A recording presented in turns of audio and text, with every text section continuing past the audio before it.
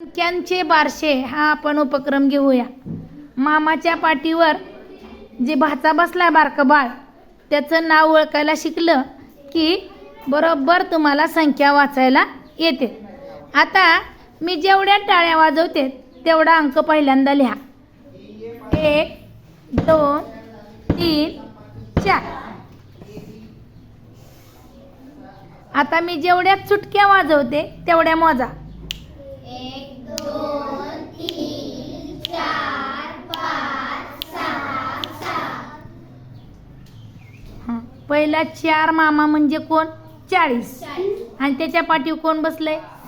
40 आणि 7 47। 40 आणि 7 47। अंकावर बोट ठेवून म्हणा, पहिल्या अंकावर 40 आणि 7 47। 5 वेळा म्हणा।